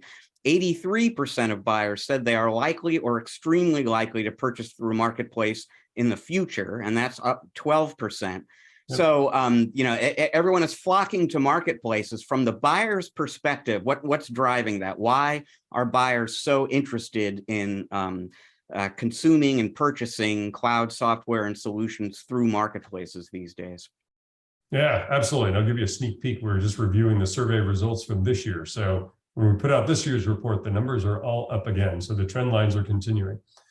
There are really a few reasons they're doing it. The first is economic impact, which is the cloud providers have made it highly attractive to buy through the marketplaces. So if you're going to go out and you commit $500 million to a cloud provider, each of them have slightly a different recipe, but essentially your marketplace purchases can apply against that commit. So if you start to look at your software fleet, if you're a big enterprise and you say, I got whatever 500 SaaS applications in my software fleet, which ones can I buy through the marketplace? You can actually start to get really smart in procurement and say, maybe next time I do my commitment, I don't need to do 500 million. I can do 800 million because I can drag a whole bunch of extra software spend and maximize my purchasing power through a discount with the cloud provider. So that's a big one for sure. The next is simplified procurement. A lot of the big hyperscalers have put really attractive contracting vehicles in place where they've standardized the purchasing language of the EULA between buyers and sellers. So you no longer need to get stuck in a legal cycle for 60 days, 90 days, 6 months, whatever it is, where the person who owns the business problem is actually stalled, right? They found their solution, they want to buy it, they got the budget, they're ready, and then it's ready, set, wait. I got to go through this process with legal that's going to kill me for 6 months. Another one is vendor onboarding. Right? If there are a lot of awesome startups in this world with really great solutions. And if you're going to go sell to the biggest enterprise in the world, you got to go through a vendor onboarding process or find a really good channel partner that can help you through that. And that also takes time. So there are a lot of incentives and lots of things that just speed up the time to get a solution deployed to really solve a business problem. So Sanjay, go ahead. Oh, I was going to say, in terms of the customers that you're selling to, are you selling to end customers, or are you selling primarily to, through partners? Yeah, so our customers today are software companies, primarily SaaS companies that are trying to reach their enterprise B2B buyers or even medium business B2B buyers through these cloud marketplaces and through cloud go-to-market motions. But we sell to the software companies themselves. The software companies themselves. Okay. So would this be like a do you think this is relevant to, let's say, smaller MSPs that might have developed a solution and that they just don't have the resources to kind of get onto all these different marketplaces, but they would like access to those customers? Yeah, there's really interesting work that's early, but has a lot of momentum behind it to extend marketplaces to cover MSPs, to cover services solutions that couple with great software, to combine multiple pieces of software and services into a solution, and frankly, to sell through existing traditional resell and distribution channels, right? When marketplaces came out 5-6 years ago, the traditional channel thought, oh my God, this is the great big thing that's going to try to kill me. And what's happened over a few years is the cloud marketplaces have figured out those channels actually provide a lot of value to end customers, right? And Sometimes it's in the form of a reseller, sometimes it's in the form of an MSP, but they own the customer buying process and the customer service process, and sometimes the managed end of those processes. So, while the start was really all around software and really infrastructure software, even business applications have kind of shown up on the scene just over the last couple of years. The transition to embracing, channel used very generically to include services partners and resale partners has got a ton of momentum. I can quantify that too, based on your 2021 survey. You guys said 70% of respondents selling on marketplaces today, so these are mostly software companies, are leveraging resellers or MSPs. Half of those say that channel partners will be involved in at least 30% of their marketplace transactions in the coming year. So there is an opportunity. I mean, for people in the audience who are thinking, I'm not a software developer, I don't have an application I want to sell online, where is the opportunity for me in the marketplace phenomenon? Talk about that a little bit, the role of the reseller, the MSP, the opportunity, and maybe the business advantages of getting engaged with marketplace operators. Yeah, it's still a great time. I get a lot of questions because I talk to a ton of customers, and I've been running around in this world for whatever, 7 or 8 years. I think I sold my first cloud deal in 2012. So folks think it's crowded, but it's really, really early still, right? It's kind of the first out of the first inning. If cloud's in the third inning, cloud marketplace is the first out of the first inning. So while there are thousands of vendors and 1,000 solutions, or almost 10,000 solutions available, it is really still early. And it's even earlier if you're in the channel, right? If you're not a software provider, but you're somewhere in that supply chain. And today the opportunity is really around transact, which is I've got the connections to procurement in my customer, and they want to buy through marketplaces to draw down that cloud committed spend and all the other great benefits I talked about, but they want to keep their same relationships in place. There might be other things that aren't available in the marketplace. There might be services ads that they're doing. So it's a really easy kind of tactical way to get involved today. But as you draw it out a little bit over time, one of the reasons end customers love the channel is they put together solutions. So if you've got a project to move SAP to your cloud partner of choice, that's a big project, right? That's not a thing you're going to go in and buy one widget at a time from a cloud marketplace. You want that packaged up, you want it holistic, you want it prescriptive, you want to know that your peers did something similar, that you want to know you got a fair price, like tons of value that a channel can add. And as you start to look at projects like that, it's software, it's SaaS applications, it's services, it might still be hardware, right? And that's a great place for the channel to remove all that back-end complexity for a customer to say, hey, I got you. I can procure some of this from AWS for you. I can procure some of this from Microsoft. I can grab some things from GCP, a little bit of Red Hat, a little bit of classic stuff, right? Through my distribution engine. You don't have to worry about that, Mr. Customer. I can get in a way as like almost a marketplace and channel aggregation point to grab solutions for wherever you need them. So I think as you look down the road 2 or 3 years, the channel can actually be like the marketplace of marketplaces and provide that reach. And if you think about niche markets, like if you're selling to federal government, you got to have contract vehicles. Those contract vehicles are locked up with certain partners. If you're selling internationally, you might want to deal with local currency. You might have taxation, like you might need to deal with real-time currency fluctuations. So there are all these things that the mainstream channel has mastered over decades that the marketplaces are still trying to figure out. And it presents just an awesome opportunity to lean in with those partners, to become a really dominant force with them and really shape what the industry looks like a few years from now. One of the ongoing phenomena in the channel right now that we talk a lot at ChannelPro is there is the push towards the cloud that we've been talking about, but there's also increased interest among buyers, big, small, everything in between, in everything as a service. And the cloud marketplace phenomenon ties in very neatly with the interest in paying for everything as a service. Can you speak to that a little bit, and how doing business through a marketplace makes it easier for a channel partner to meet that demand from their buyers to get everything as a service? Yeah, absolutely. Hardware companies are becoming software companies, and software companies are becoming SaaS companies, and SaaS companies are moving from annual contracts to consumption-based metered pricing. It's actually interesting. Like I would have thought 5 years ago, if you asked me that question, we would have seen a flurry of activity around really making software a metered service and pay by the drink or what you consume. And we've actually seen some of that, but not nearly as much as I'd expect. A lot of the purchasing that happens in software marketplaces today is still very much based on annualized contracts. You may be paying monthly or in arrears or this or that, but it's still based on some pretty fundamental pricing mechanisms. And we're certainly seeing more and more folks pivot to, I'm going to secure your VM or your EC2 instance, and I'm going to charge you by the hour or maybe by the minute, right? So that's a trend we're seeing, and there's a lot of work there to figure out the way it's billed, the technology to support it, the way it's reported out, the way it's recognized.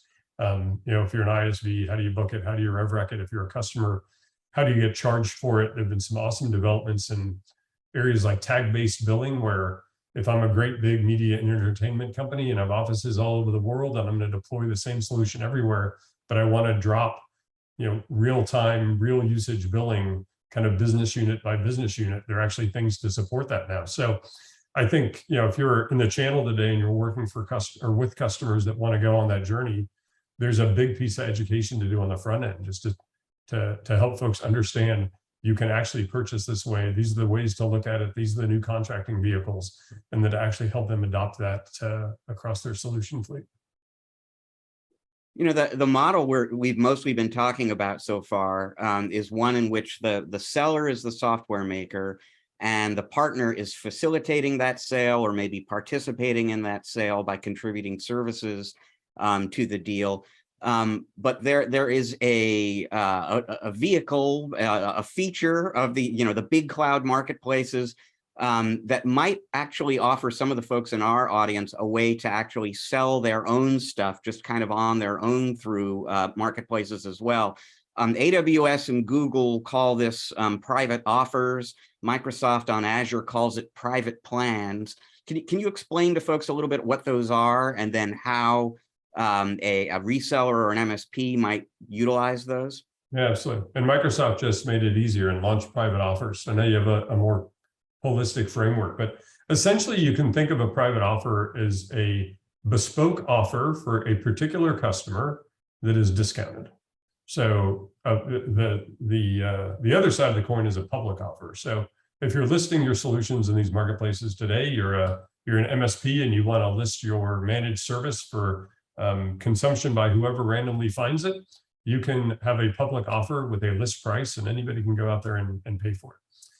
A private offer is, and most of our customers actually transact on private offers, is that customer they found that public offer, they subscribed to it, they tried it out, and now they're ready to go big, if you will, whatever big means. And lots of customers like to feel special and feel like they paid something lesser than list price. So fundamentally, that's what a private offer is. It's a single, like, I've built this offer just for you, Mr. or Mrs. Customer, and you will subscribe to that instead of a public offer. The private plan concept was slightly different, which is it was a similarly discounted thing, but not bespoke for one customer, but could actually be utilized across a number of customers. But the reality is a lot of buyers and sellers want to transact on an individualized basis. So, if you're a service provider today and you want to get listed in one or more of the marketplaces, you can do that. You'll come up with that public offer. You'll have a description of your service. You'll have a price of your service. You will package it up in a way that's differentiated and separates you from your competitors. You will likely direct traffic that way from your own web properties and your own outbound marketing. And then once you figure out who those customers are, the experience they're having, you will likely convert them to a private offer. So is it a requirement? Must you have a public offer of some kind in order to do private offers, or could you potentially use the private offer mechanism as just a much easier way for your customer to negotiate, finalize the deal, handle payment monthly, and so on? Yeah, the cloud marketplace world is actually a pretty diverse world with lots and lots of players in it. So we talked about the big three, but there are plenty of others, and they all have their own rules. So it's a safe assumption that in general, you'll want to have a public offer to be able to do private offers. So back in July, one of the press releases that came out from Microsoft when they were hosting Inspire, their annual partner event, involved you folks. And that was, you were announcing an expansion of an existing alliance you already had with Microsoft. So maybe talk a little bit about the nature of the alliance before then, but also what specifically has changed this year.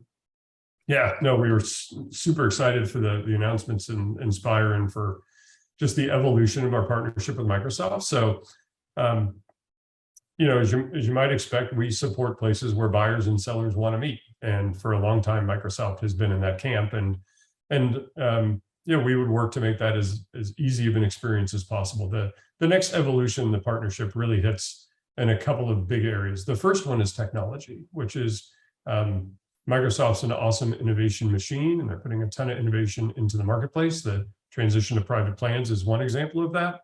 But they're doing a lot to make that experience really seamless, from onboarding through how you sell to how you sell at scale to how you report on the back end and integrate with your financial systems and everything else. And Tackle is in a great position to really help bring those features to life in really highly scalable API-driven ways to stretch across a big base of customers. So at the heart of our relationship is, how do we make Marketplace the ideal place to transact, right? The Microsoft commercial marketplace, by leaning in on technology innovation. And then the second piece is, we are early in the journey and folks are not always convinced. And lots of folks have plans that they can't execute on. And that might be, I'm interested in my partnership with Microsoft. I'm leveraging co-sell, I'm putting deals into Partner Center, I'm working with my PDM. I'm not yet in Marketplace and I'm getting pushback, maybe on budget, maybe from my product teams on timing, and I don't want to wait. So we put together a package with some pretty significant financial incentives between Tackle and Microsoft to help new software providers take the first step into Marketplace. And from there, their journey will continue at their own pace, and they can expand as they want, but it's really to get them, you know, into the starting gates and then out with their first few transactions so they can taste the real feel of how the source of selling and co-sell actually becomes the Microsoft commercial marketplace. You know, I've spoken to solution providers and MSPs who are bought into the marketplace concept, but they want the marketplace white labeled and on their website, basically. And I've spoken to others who, you know, they want to have a presence on, you know, in the Azure marketplace, for example, because Microsoft is driving all sorts of attention and marketing to get people going to that marketplace and buying there. Do you have any thoughts about those two models, about the kind of, maybe not do it yourself exactly, but doing it on a white label basis through your own online presence versus participating in these Amazon, Google, Microsoft marketplace ecosystems? Yeah, absolutely. Yeah, I think the first question you have to ask yourself is, where do my buyers want to buy? Do they have incentives that they want to buy through Microsoft or AWS or somebody else, or do they have incentive to work more directly with me? So meet your buyer where they want to buy. The next is, I think a big area of development that's going to happen is discoverability. Today, marketplaces are awesome places to procure, but a lot of the work to figure out what you want to buy actually happens outside of the marketplace experience. And certainly all of the big hyperscalers and even more niche marketplaces, maybe from Snowflake or Atlassian or CrowdStrike, you know, lots of marketplaces popping up in lots of places. Discoverability is still a real puzzle. So I think that will ultimately lead to the answer to your question, which is, how are folks going to find you? And if you're a solution provider, you know, it's all about the success of that customer, and the closer you can keep that customer you know, in your domain and manage that relationship, the better off you are. And there's definitely a feeling, whether it's valid or not, that as you put more folks in the chain, just like the traditional channel was and now marketplaces are, that you lose some of that control. So I think for solution providers that do it really, really well, they're going to focus on, how do I help my customers discover my solutions? And then how do I help them navigate to the best place to buy it for them? Right. So I think if you're a solution provider and you can help a customer, maybe have a very direct relationship with you, that's awesome. But it's even better if you can say, hey, I actually care about this relationship enough that if you have a more advantageous reason to buy it somewhere else, I will help facilitate that transaction. And from a product development perspective and a roadmap perspective, that's a really, really interesting area, excuse me, that Tackle's looking into. Between the two models that Rich mentioned, do those have to be like mutually exclusive, or is the answer was, well, you could do both of those things? Yeah, we don't think so. We think it should all be about customer choice, and that the true winners, whether you're selling products or services, identifying your customers, helping them discover you, and then facilitating wherever they want to buy is going to be the answer. You're never going to know, and we try to help our sellers do this, but when you first interact with a customer, you may not know where their financial incentives lie and where they may want to procure, right? And if you force them down a particular path, you may elongate your deal, you may kill your deal, you may make the size of the deal smaller, you won't tap into that budget at the end of the year, like a bunch of reasons that you should be more open-minded than that. So yeah, at Tackle, we fully subscribe to meet your buyers where they want to buy, and you're not going to know, so give them choice. Now, Ro, question for you. When you go to meet your buyers where they want to buy, do any of them ever want to meet like in a parking garage at midnight, you know, in the dark in the back corner? Yeah, those are the deals we don't talk about though. So we'll take that offline. Okay, where's the strangest place a customer has asked to meet you? I'm just curious. For myself, my God, let's see.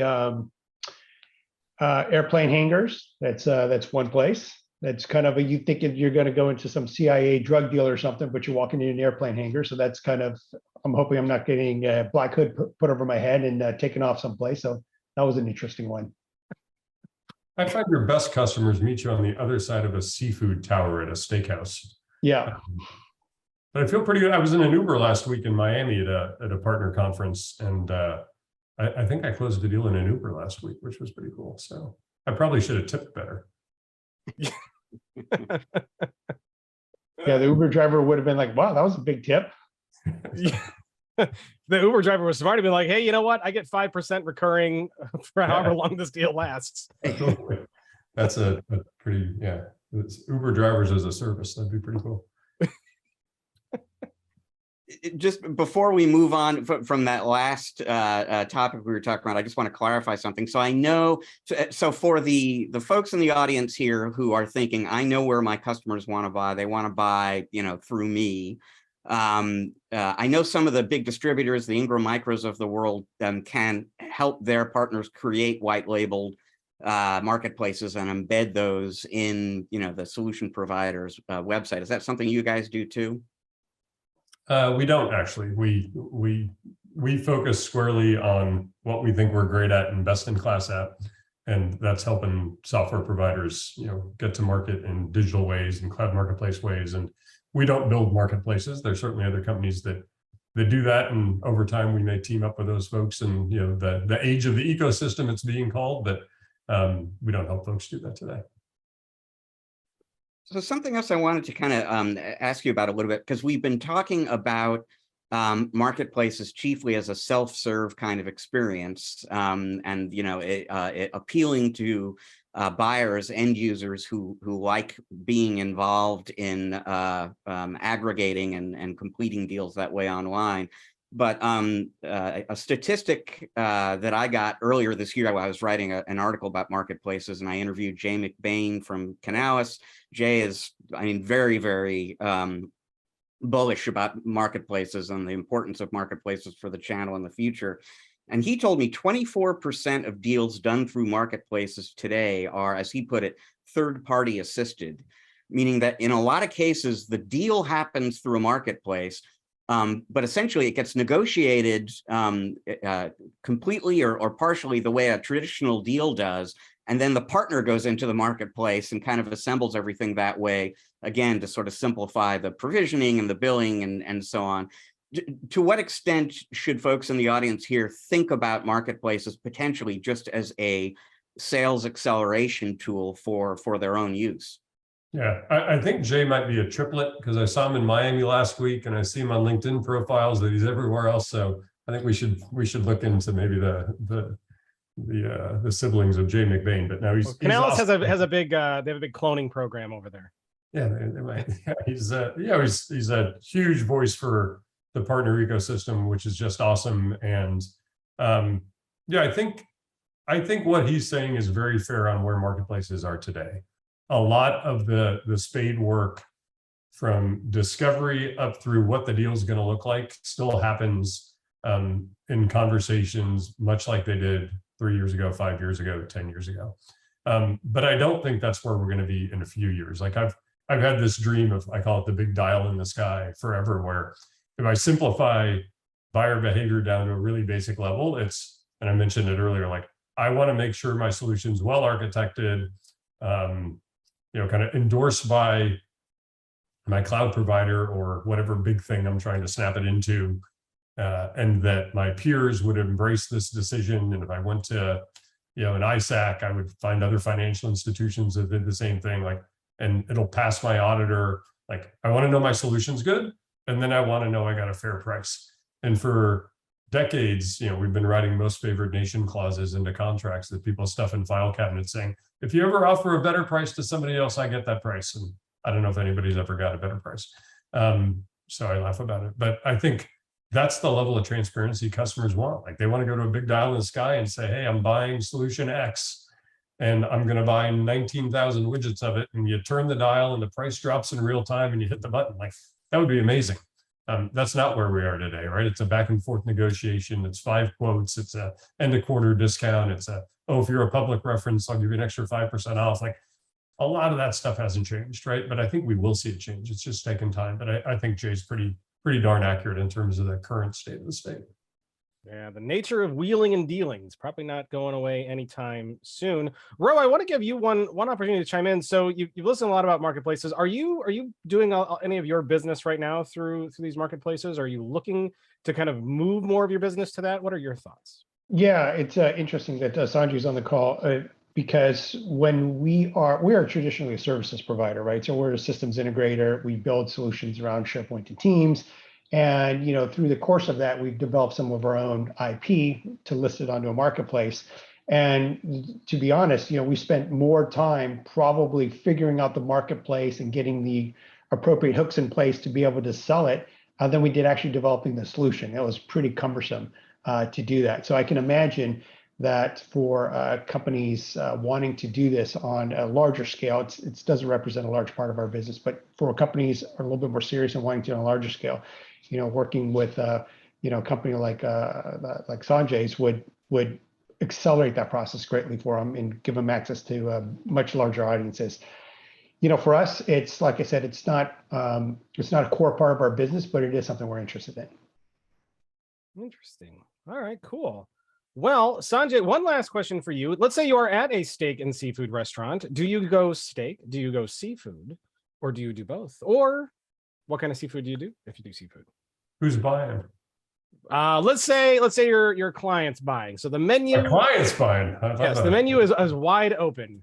Then I'd probably follow my client's lead. I'm pretty savvy that way. So I would not be the guy to order lobster before somebody else did. But in general, I'm pretty much a straight down the middle like steak guy. Like I'll probably just get a 8-ounce fillet and a good bottle of wine and put some vegetables on the table to make it look like I might eat them and keep it pretty basic.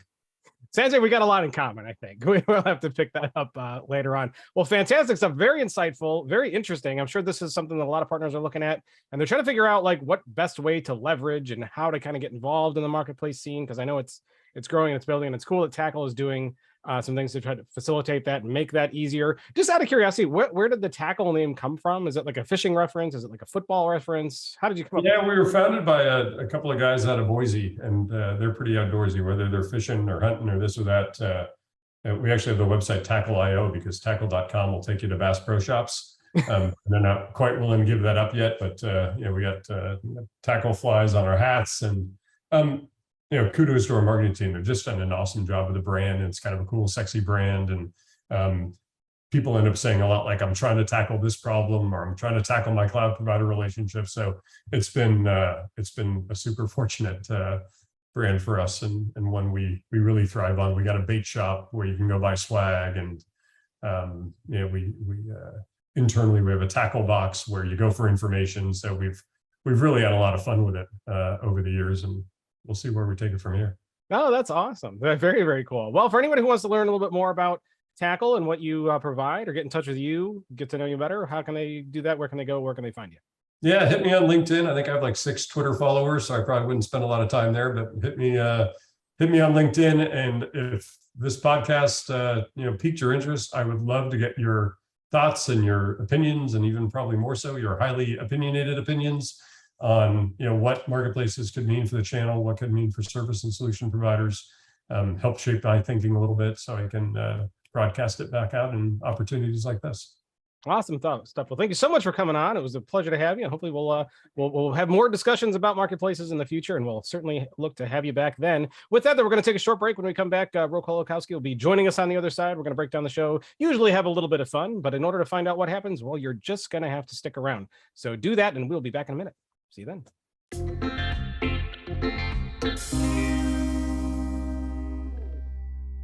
And we are back with part 3 of this episode of Channel Pro Weekly. We just finished up our interview with Sanjay Mehta, the Chief Cloud Officer at Tackle. Big thanks to Sanjay for coming on. Very insightful stuff, very interesting. You can tell that guy knows a lot about what he's talking about. Way more than I knew about cloud, like all these cloud marketplaces. And it's cool that they're doing a lot of things to kind of make that sales process better and get more people involved and kind of make that experience better. Rich, I want to throw it over to you guys to kind of share, get any insights out of it, something stand out. Ro, let's start with you. Well, I think, well, let's start again. What was the question? I missed that question. Just like, was there anything that came out of that interview that you found interesting or insightful? I would say the thing that was just most interesting was that the scale that you can achieve when you are working in these marketplaces, because we're much more of a services company, so all of our stuff is kind of a one-on-one customer. But when you go into a marketplace, you're accessing, once you've developed your product and you put it into a marketplace, one person buys it, or 1,000 people buy it, or 10,000 people buy it. I mean, you've already done the work. So I think it's a great sort of hyper scaling opportunity if you've developed a really interesting solution. And I think these marketplaces are really important. And maybe, to kind of go back and think through kind of what our strategy is, because we're so much more focused on kind of the one-to-one service model versus kind of the scaling model of doing things through marketplaces. Interesting. Rich, any standouts to you? I guess the 2 things I would leave people with. So, Sanjay was talking about how we're in the top of the first inning in the marketplace story, So if you came away from that conversation not feeling 100% crystal clear on where you should play in the marketplace universe, that's okay, because that universe is really still kind of coming into place. And the reason why I would encourage people to figure out where you will fit into the marketplace universe is because I think where that whole conversation started is really the key point, which is just that whoever you are on the channel, you need to be where your customers are. You've got to meet your customers where they're at, where they want to buy. And there's all sorts of data from Tackle and others indicating they want to buy through marketplaces. That's where they are going to buy. And so if you haven't found a place for yourself in that world, you're going to get locked out of a lot of business down the road. So there is time still to kind of figure out how to take advantage of that technology, but this is something that people need to be thinking about, because it's one of those things like everything as a service, which also came up. It's like you don't really eventually get to decide whether you're doing that or not, because your customers are going to make that decision for you. Yeah, well, and the other thing to point out too is it sounds like this is going to be a process that's going to become easier over time too. It looks like a lot of companies, Tackle included, are putting a lot of work in to make this process simpler and easier to kind of get involved with. So that'll be good as you start to plan this out and think about it. That it's going to get, I'd start today. Don't start in 3 years. Don't start in 5 years. Start today, but know that it's going to get easier and easier as time goes on. So that's cool. Well, and a big thanks to Sanjay for coming on. It was really, really, really interesting, and I hope people take advantage of some of the things that he said. So, Rich, we're coming up towards the end of the show here, and we've been playing a game a lot lately called Versus, because we've done a lot of 5 questions, and we have guests coming back. We've played 5 questions with them before, and this is a game that some people seem to like that we've been doing. We've kind of fleshing out over the last several shows. So, Ro, the game is called Versus, And what we're going to do is we're going to pit things against each other and kind of see where your personal preferences lie. You know, and Okay. we've gone to a lot of different things. We've gone to, you know, Star Wars versus Marvel characters. We've gone, you know, we kind of go all over the place based on the guess and just what we can think of off the top of our heads in the moment. And Rich tends to go towards the food route a lot, which is fine. Okay. Food is good. Rich, so you've picked a food for us to pit against each other to see what Ro likes. And when we can, of course, folks, if you're listening, we want to know what way you would have gone. So go to the comments area on YouTube if you're watching on YouTube and kind of say, oh, this was the one for me, or this wasn't the one for me, or oh, you should have said this one. You know, let us know, because like we want to hear those. Rich, what are we versing today? Well, it'll be interesting to see if we can come up with enough candidates in the competition here to support a full set of rounds. But we are going to be playing a round of verses about dips. I'm a dip guy, so I have Okay. lots to contribute here. Lots of thoughts, lots of things to pit against each other. But Rich, it's your idea this week, so kick us off with 2 dips, and we'll see which Ro finds more enticing. And I'll just say, I'm glad I don't have to make this decision, because this one right here would be very hard for me. Round 1, salsa versus guacamole. Guacamole. Going guac. Interesting. I like guac. I think salsa, for me, salsa is a little bit more of a universal. Like, I'll never get tired of salsa. Eventually I get tired of guac. So that's interesting. All right. So guacamole's in here now. Why don't we stay in the savory category of dips? And I'll pit a very popular one in my neck of the woods: guacamole versus ranch dip. Oh, definitely guacamole. Can't do ranch. Okay, Ro's not a big fan of the ranch. Yeah. All right, Rich, over to you. Guacamole still in the lead. I think this qualifies as a dip. You'll tell me if I'm wrong, but guacamole versus nacho cheese dip. Oh, definitely guacamole. Keep it simple. Keeping it simple, not going for the queso dip, huh? Yeah. Hmm. And the way I'm thinking about it as well is, if I'm going to a restaurant and there's salsa's free, but guacamole is premium, I'll pick guacamole. If you're ever in a Mexican restaurant and they're giving you the guacamole for free, yeah, you don't want it. So, sketchy. All right. Well, I'm going outside of the Mexican restaurants here. Let's go towards guacamole versus, thinking those veggie platters. You know, we got the carrots, the broccoli, and there's a delicious dill dip in the middle. Dill. Guacamole. Keep it simple. Still going guac. Yeah. Going guac. All right, Rich. Is this our final round here? We'll make this final. We'll make this final round. You know what? I'll give you one last opportunity, since it was your idea. But you go, I'll go, and then you can have one more crack. Okay. Well, for this one, well, if I've got one more, I'm going to hang on to what I was just going to say. Let's try guacamole versus an onion dip. Guacamole. Love French onion dip. Love it. Man, Oh, if this were like the what was it, the NCAA bracket, man, I would have put my money in guacamole. It would have just all right. Can I unseat guacamole in the eyes of Ro? I'm gonna switch gears. Oh yes. I'm gonna go to the fruit dip side. That delicious, like, apple caramel kind of, you know, you dip an apple slice in and it's caramelly and it's goodness. What do you think? guacamole. Oh, still guac. All right, Rich, you got one opportunity to unseat guacamole. I couldn't do it. Cinderella story. Here we go. Yeah. This one could do it. Final verses: guacamole or hummus. The Cinderella story has ended its run. It will be hummus. Oh, hummus for the win. There we go. Rich was able to unseat the favorite guacamole. Wow. Okay, so there are a lot of different flavors of hummus, and this is not part of the verses, but what's your favorite flavor of hummus? I said just regular. And yes, I'm familiar with all the different flavors because my family loves. I mean, there's all kinds of different flavors, and we kind of have in the weekly rotation is kind of Mediterranean night, and we pick all kinds of different things. You kind of just go to some deli and literally buy kind of one of everything and see. A lot of it happens to be different flavors of hummus, but there are a lot of great pesto dips as well, olive dips, and Yeah, yeah. You know, I was thinking about doing like French bread with olive oil with a little bit of cheese, but I wasn't sure if that really qualified as a, you know, as a dip in the traditional sense. So I held off on that one. But I like the roasted red pepper hummus a lot. I think that's probably the favorite around here. But yeah, hummus is good. Hummus is, what's your favorite thing to dip in the hummus?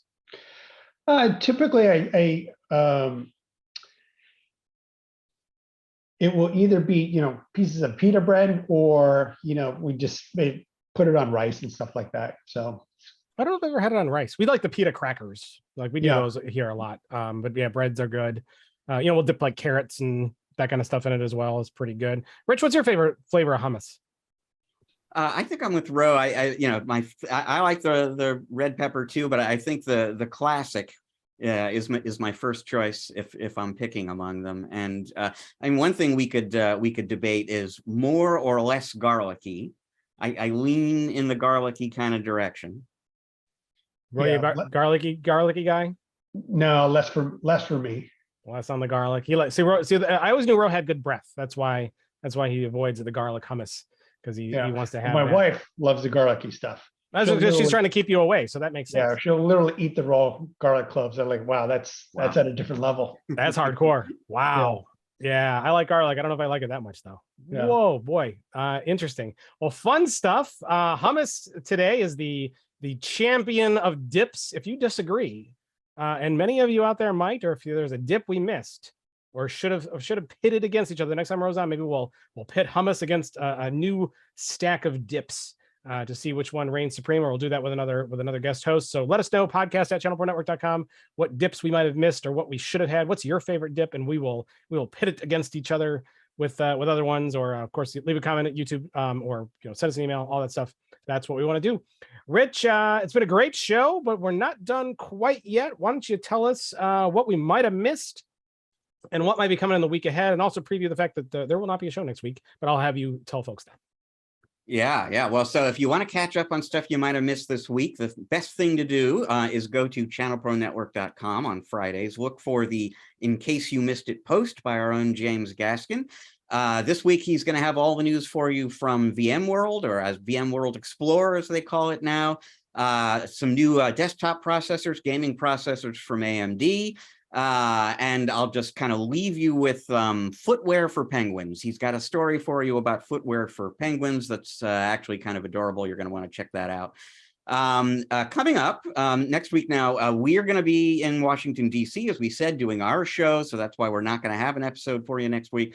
Ingram Micro is going to be doing their one event, Ingram Micro 1, but the Latin American edition is taking place next week, which ordinarily wouldn't affect too many of the people in our audience right now. But generally speaking, when Ingram does a big event, sometimes they have something to announce. So stay tuned. There might be some news coming out of that event. And there are going to be one or two other news stories that I do know about that I can't talk about yet coming up too. Excellent. Well, we have lots to look forward to. Join us again in a couple of weeks when we will break down and kind of go through a lot of the stuff that we missed throughout the week, because we never like missing a show, but when we're on the road doing these events, there's just no way we can get it done. There's just too much going on, lots of travel, and it's always hectic and crazy. So we apologize for that, but we will be back the week after doing that show again. Big thanks to Ro Kolakowski, the man of the hour here. And yes, Rich, I'm reassigning man of the hour to him. He was the man of the hour today, founder of 6th Street Consulting. Ro, awesome having you on, really. Very insightful, lots of great stuff. I hope you had a good time. Yeah, always a pleasure to be here. Always a pleasure to have you on. And if anybody wanted to learn more about you, learn more about 6th Street, connect with you, do multi-billion-dollar business deals with you, where can they go? How can they find you? Yeah, that grungy little airport hangar we were talking about a little bit earlier. 6sc.com. That's the easiest way to find me. All right. Hopefully, folks go there. Are you on the socials? You're on the LinkedIn's and all that stuff? Yeah, I've got a LinkedIn profile. I've got a specific rules about my LinkedIn, but yeah. You can try, folks. But yep, go check out his website, and that's awesome stuff. And a big thanks for coming on. Hope to see you back again. ChannelProNetwork.com is the place to go, not only to learn about penguin footwear, which we are big in the penguin footwear scene, but also the latest news, articles, white papers, resources, downloads, survey data, all kinds of stuff to help you keep on top of what's going on in the industry, as well as help you run your business better, make more money, be more efficient, service your customers better, all of that stuff. ChannelProNetwork.com is the place to be. Subscribe to the Channel Pro Weekly Podcast everywhere podcasts are found. If you're on the Stitcher, Spotify, Apple, we're everywhere. Just go and subscribe there, and keep with us as we go and do the shows week to week, except for next week. I know, but we'll be back. I promise. If you're on YouTube, make sure you hit the subscribe button, hit the bell, get notifications and all that stuff. So that way you can kind of keep track of us there. We always appreciate that. Leave a comment, send us an email, podcast@channelpronetwork.com, so we can get your thoughts as well. Again, big thanks to Ro Kolakowski. Big thanks to Sanjay Mehta for joining us. And folks, we will be back in a couple weeks. So stick around for that. Until then, have a great week. See you then.